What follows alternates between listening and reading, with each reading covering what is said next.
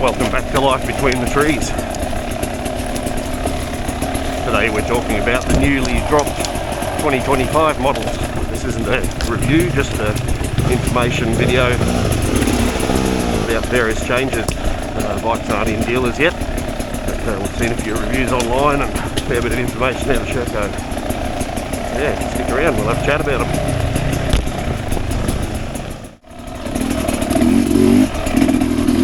So let's put one thing out there first up. Sherco were quite delayed with this model change. We were originally supposed to see the new model last year for the 2024 year model. That release date was pushed back, and so they released a handful of updates on the previous model to sell as in air quotes 2024 model. Those bikes got 25 model wheels, swing arm, some grey plastics, and the 300 and 250 SEFs got the new engine. From there, a plan to target the first quarter of 24 for a beat the competition to the punch 25 year model release also blew out. And so here we are, looking at the new models and a fairly regular Sherco release time in the middle of 2025. Gotta love fresh tracks, bro. These tracks are weeks old. Having a bit of trouble locating the directions and whatever, but yeah, always nice to ride someone's new tracks.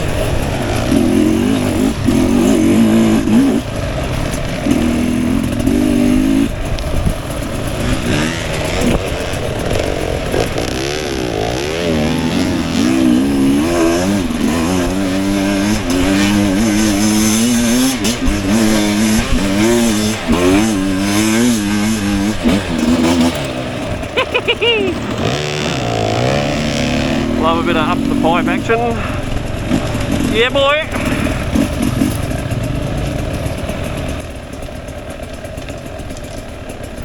Various reviews all seem quite positive from the usual bike media outlets. It certainly seems that all the wait has been worth it, most especially on the 4-stroke models. It was rumoured for some time that Sherco were on a campaign to reduce weight, make them easier to service and improve perceived quality of the bikes. Based on feedback from dealers, owners and even myself via a factory contact, various minor owner annoyances that were voiced seem to have been largely addressed.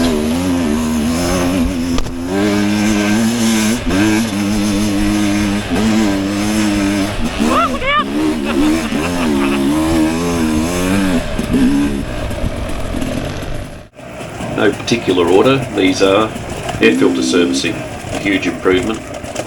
Frame pad durability was addressed on the previous model and is now a single colour blue powder coat rather than a 2-colour base on top coat type. Plastic body panel fitment appears to be very good. The previous signature gap at the rear of the fuel tank is no longer visible in the new model release photos. The impossible to operate on 2-stroke fuel tap has been moved to the left hand fuel tank lower half. It does look a little bit vulnerable, but it is now able to be operated with one hand, sitting up on the seat without looking. There is a new, better routed wiring loom. Weight saving extends to the frame, subframe, wiring, radiators, all adding up to about 1.2 kilos per bike. Then if you include the new for 24 wheel sets and swing arms, which save about another 1.25 kilos, you're looking at nearly 2.5 kilos lighter than the 23 model. For the US viewers, that's 5.5 Freedom units. You now need less tools to remove the muffler and the skid plate and to change the oil on 4T models. Previous 4-stroke models needed separate sockets to remove the sprocket guard, oil filter cover, skid plate and drain plates. There's a new improved side stand with a bigger foot, hopefully a more solid frame tab. The old setup was just adequate, barely.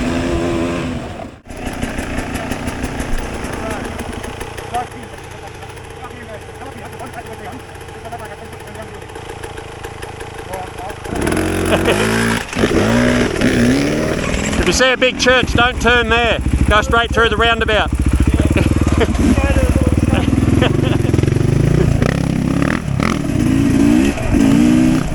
Bikes certainly do look good too. Maybe not as different as you might expect, not until you look closer at least. The styling is what I'd call evolutionary rather than revolutionary, but it is a little bit more modern in the stance. Now to the model's changes.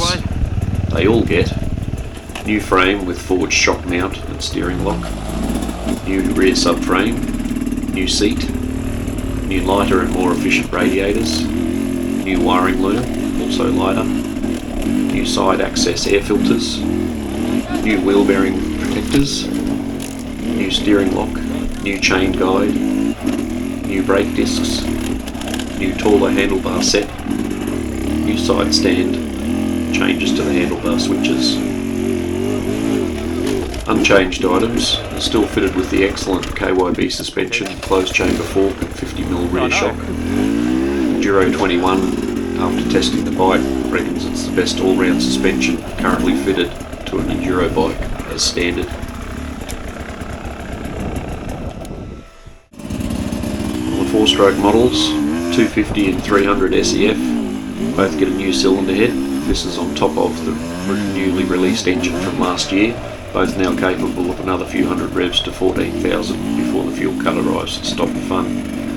Otherwise it's the common model changes already talked about. On the 450-500, fitment of the new lighter swing arm from last year and the new lighter wheel sets that change the steering head angle.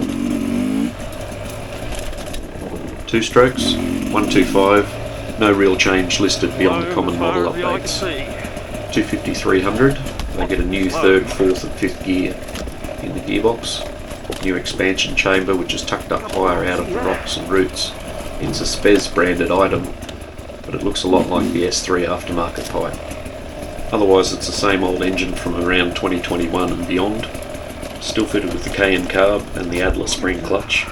It would have been nice to see a new engine with a modern, lighter diaphragm clutch, a little bit less weight and EFI, but that's not happening this time around.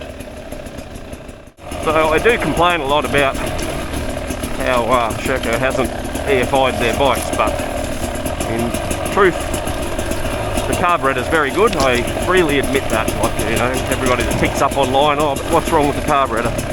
Nothing is wrong with the carburetor's great.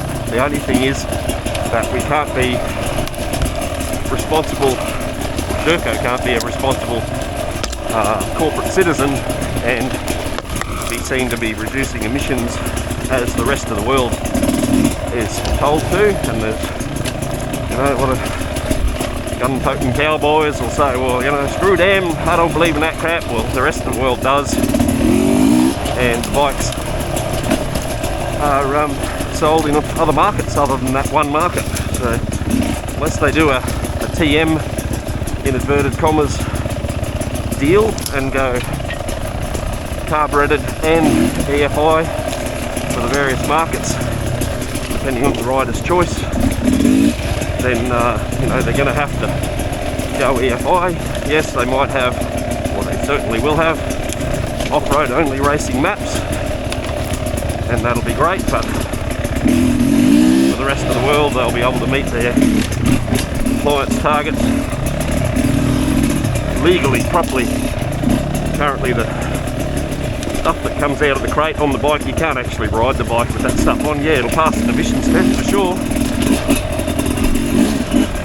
but you can't ride the bike at all.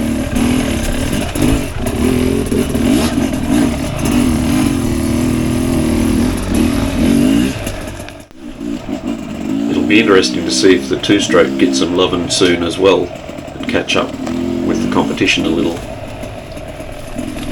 Well, that's it from me. Let me know what you think. Thanks for watching. Get out into the trees. There's life out there.